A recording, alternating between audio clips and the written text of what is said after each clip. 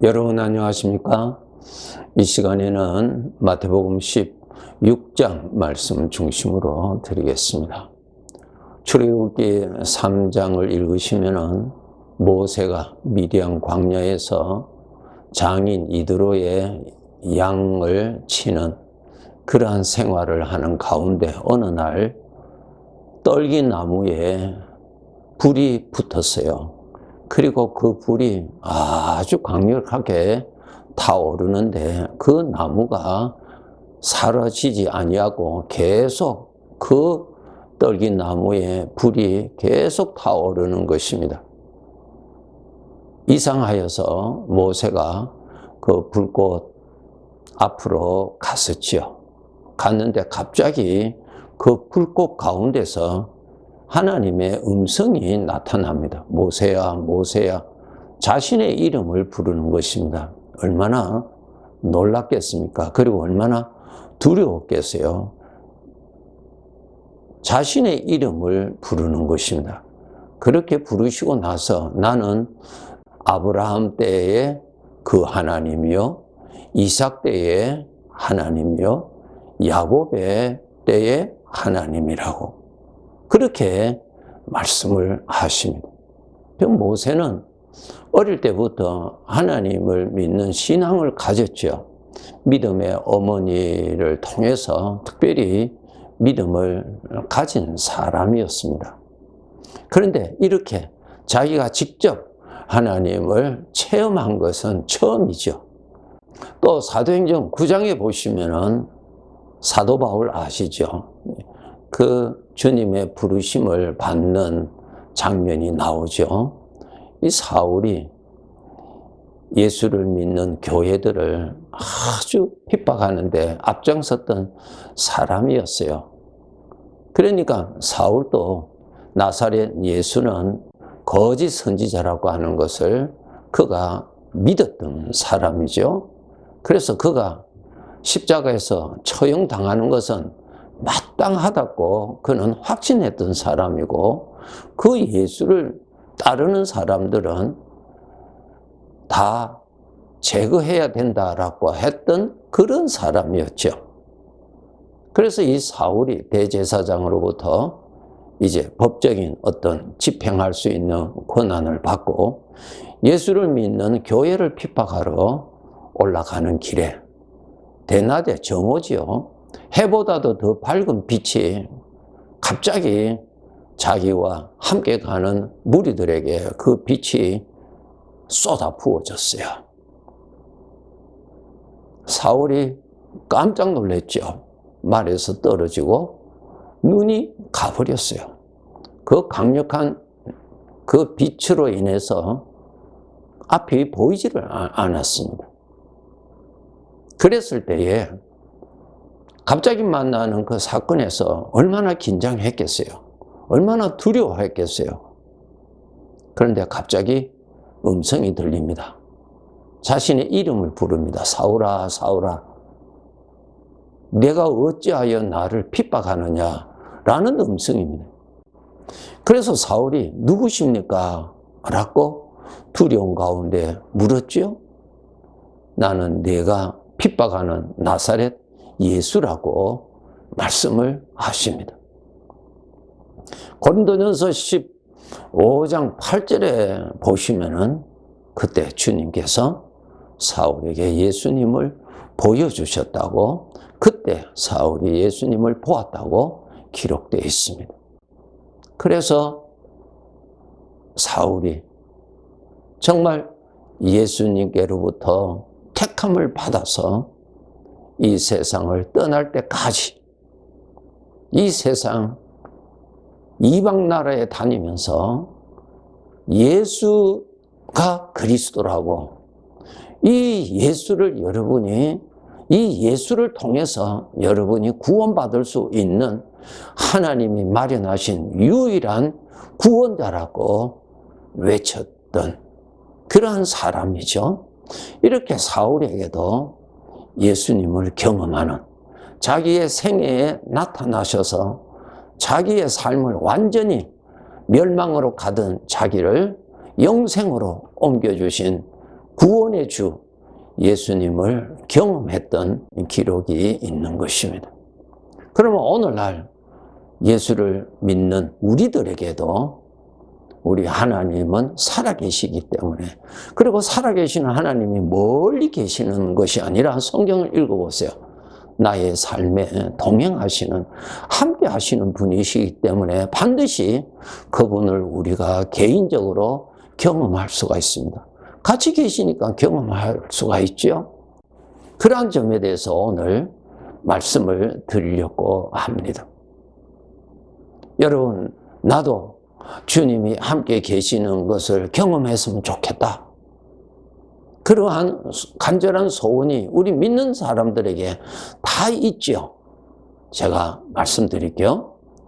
여기 16장에 보시면은 예수님께서 제자들에게 물으신 말씀이 있었습니다. 지금 사람들이 나를 누구라고 하느냐, 그렇게 물으셨죠? 그래서 사람들이 예수님을 선지자로 보고 있습니다. 또 물으십니다. 너희들은 나를 누구라고 하느냐? 너희들은 나를 누구라고 믿느냐? 물으셨죠. 그때 베드로가 대답합니다. 두 가지로 대답하죠. 주는 그리스도십니다. 두 번째로는 하나님의 아들이십니다. 이 두 가지를 고백합니다. 주는 그리스도십니다 라는 뜻은 하나님께서 일찍이 구약 선지자들을 통하여서 약속하셨던 다윗의 자손, 죄를 다스리시고 주의 백성들을 죄에서 구원하실 그분이라는 것입니다. 그리스도십니다. 네. 모든 것을 다스리시는 왕이십니다. 그 뜻이에요. 베드로가 그렇게 고백했어요. 죄를 통치하시는, 죄의 포로가 돼서 죄의 종으로 살고 있는 죄인들을 구원하시는 하나님께서 약속하신 구원자이십니다. 그리스도이십니다. 그렇게 고백했죠. 두 번째로는 하나님의 아들이십니다. 그 뜻은 예수님은 하나님이십니다 라는 뜻입니다. 하나님이십니다. 사람의 눈으로는 분명히 나사렛 예수고 사람인데 베드로가 고백하기를 주님은 하나님이십니다. 그렇게 고백했지요. 그렇게 고백했을 때 예수님께서 베드로에게 하신 말씀 아시죠? 베드로야, 시몬아, 네가 참 복 있다. 내가 나를 이렇게 바르게 아는 것은 내가 스스로 알 수 있는 것이 아니다. 하나님께서 영으로 너에게 임재하셔서 내가 누구인가를 알게 해주셨기 때문에 내가 아는 것이다. 그렇게 말씀하셨어요. 그러니까 예수님이 그리스도시요 나를 죄에서 구원하실 분이심이 믿어지는 것, 그리고 예수님이 바로 천지를 창조하신 영원하신 왕이신 하나님이시라는 것이 믿어지는 것은 인간에게서 나타나는 것이 아닙니다. 하나님의 영이 임재하셔서 내 마음에서 그렇게 믿음을 주시고 그것을 알게 해주시고 그것을 깨닫게 해주셨기 때문에 내가 그렇게 믿어지는 것입니다. 예수님께서 베드로에게 내가 복 있다. 내가 그렇게 나를 알고 있다는 것이 바로 하나님께서 너와 함께 계시다는 증거다. 하나님이 함께 계시다는 것이 내가 복이다. 일시적인 복이 아니라 영원한 복이다. 그렇게 말씀해 주셨죠? 맞습니다. 피조물인 인간이 창조주 하나님의 세계를 알 수가 없지요. 알 수가 없지요. 내 눈은 모든 것을 볼 수 있다고 우리가 말을 하지만은 어떠한 도움을 받지 아니하면은 우리는 아무것도 볼 수 없습니다. 빛의 도움이 없으면은 우리는 어떠한 사물도 볼 수 없지요. 피조물인 사람이 하나님을 하나님으로 알 수 있는 거, 믿어지는 거. 예수님이 바로 사람이 아니라 하나님이 사람으로 오신 분이라는 것이 알아지는 거, 믿어지는 것은 하나님의 도움이 계시기 때문에 믿어지는 것입니다. 빛의 조명이 없으면 우리 눈은 아무것도 볼 수 없지요. 어제도 여전히 빛의 도움이 필요하고 오늘도 여전히 빛의 도움이 있어야 우리는 사물을 보고 살 수가 있습니다. 하나님께서 오늘도 같이 계시고 내일도 같이 계셔서 나에게 도와주시고 그것이 믿어지도록 해주시기 때문에 믿어지는 것입니다. 이렇게 여러분 믿음 생활을 해오셨다는 그것이 하나님의 영이 계속 여러분과 함께 계셨다고 하는 증거입니다. 세상 사람들은 예수님 믿어집니까? 안 믿어지죠. 예수님을 하나님이라고 믿습니까? 안 믿죠. 못 믿어지죠. 빛의 조명이 없는데 어떻게 꽃이 보입니까? 보이지 않아요. 믿음은 모든 사람의 것이 아니죠. 하나님의 은혜를 입은 사람, 은총을 입은 사람에게 하나님의 영이 그 존재에 친히 임재하셔야만이 예수님이 믿어집니다. 그래서 예수님께서 말씀하셨죠. 너희가 사람을 외모로 보지 말고 그 중심을 보라고 말씀하셨어요. 그 중심이 무엇입니까? 그 사람에게 하나님의 영이 임재해 계신 사람은 피조물로서는 가장 복받은 사람이요, 영광스러운 사람이요, 이 나그네의 삶을 마치면은 그 사람들만 천국에 올라갈 사람이에요. 우리 일반적으로 사람들의 겉모양을 보고 차별을 하는 것은 죄라고 말씀하셨어요. 먼저 자기 자신도 거울에 비치는 자기 자신을 보고 낙심한다든가 또 반대로 교만한다든가 그렇게 빠지면 안 되죠. 여러분의 눈에 보이는 여러분의 모습은 시간 지나면은 흙으로 다 돌아갑니다. 다 무너집니다. 그거 자랑하지 마세요.